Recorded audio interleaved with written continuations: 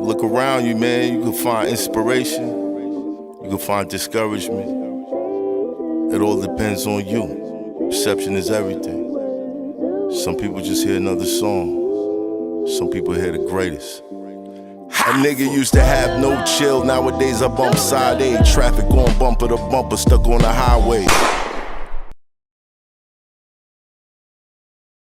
It was just pressure saying, you gotta get your numbers, you gotta get your numbers. I'm like, that's illegal though, you know what I mean? And with the stop and frisk case, you know, when you read the judge's decision, right, one of the reasons that she was able to rule solidly is because of the current mayor, right? At the time he was a state senator and he testified against the city about the numbers game, about the racial profiling, you feel me? And two other cops, active cops, Polanco and Serrano, they were active and they testified. The mayor used to be a cop, so he knew the game too. Right. So essentially 3 cops testified against the city. It's unheard of, you feel me? And that's why the judge was able to rule solidly, and that's what changed the game. We went from, in 2011, we went from nearly 700,000 stop and frisks, recorded, because you know, sometimes they jump out, they violate and keep it moving and don't record it. Yes. 700,000 stop and frisks to less than 50,000 in that first year, right, in 2014. Something else happens in 2014.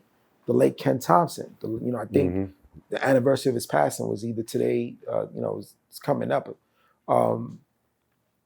He said he refuses to prosecute less than 25 grams of weed. And at first, the commissioner was furious. He said marijuana arrests are the backbone of broken windows police. And broken windows is just locking us up for any little thing. And quality of life. Quality of life, right? Any little thing, believing that, you lock him up for the spliff at 2, he ain't out at 10, right? It's a flawed theory. It's unproven. There's no empirical data to support it. Cities that did not enact broken windows also saw a steep drop in crime in the 90s. It's both. You feel me? But that shit is reserved for us in our communities. De Blasio, the mayor at the time, did the right thing. A few months later, he made it citywide. And cats were celebrating that. I don't know if you remember, like, we can smoke our spliffs down. You can't, if you have less than 25 grams, and it's not in public sight, then you're given a summons. Today we have, full legalization. So stop and frisk case, Ken Thompson, decriminalizing marijuana, and then we get Eric Garner, right, happening that summer. Then a Kai Gurley just walking up the stairs in East New York gets shot dead. Yeah. You know what I mean? We get Mike Brown and Ferguson, and then you get the 2 cops just sitting in the car at Bed-Stuy. They get killed. It was a crazy year. Yeah. You feel me? And this was all leading up to it. Like it reminded me that I gotta do this. I gotta do this. You know what I mean? Eric Garner should be here.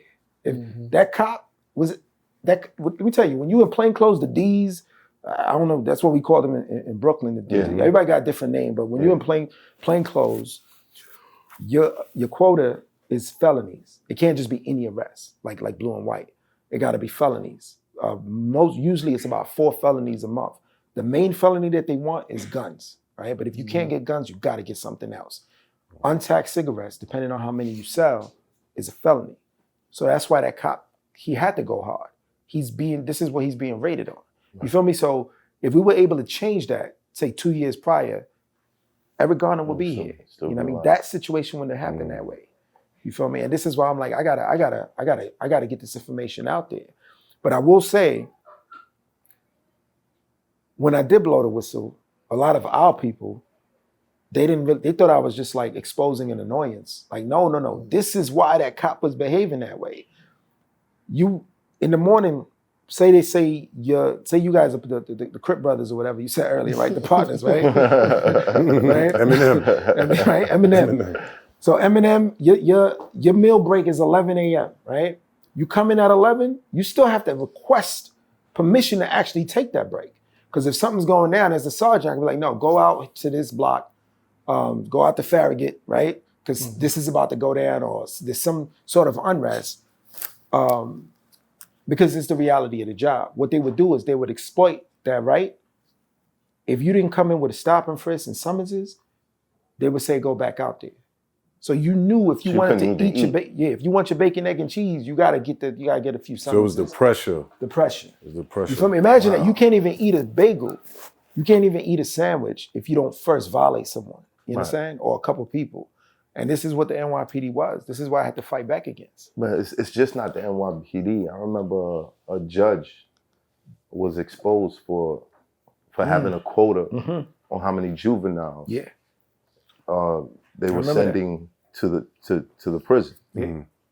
And I think the case got investigated because one of the charges, one of the sentences was so ridiculous. They investigated and they found out that this judge was getting a kickback for every kid that he was sending to this prison. Yeah.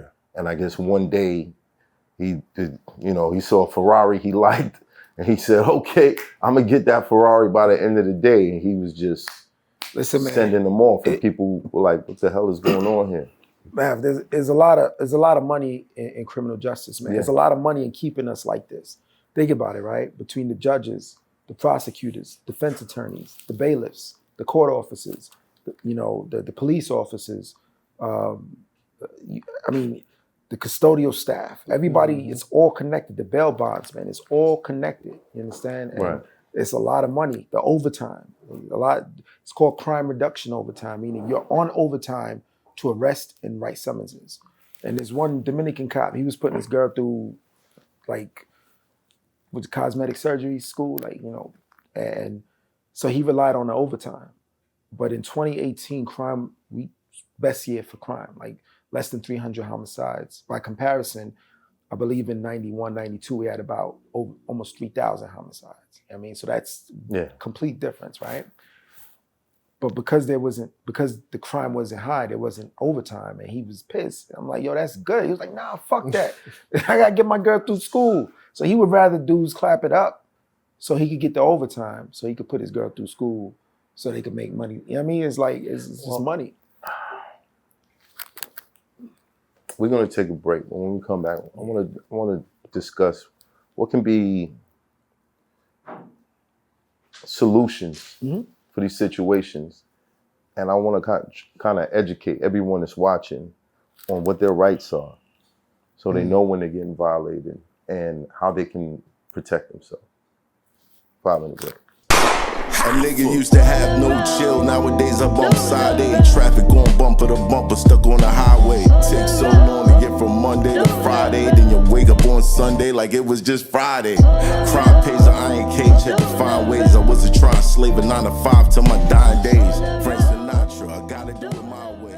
Chasing the dream, some people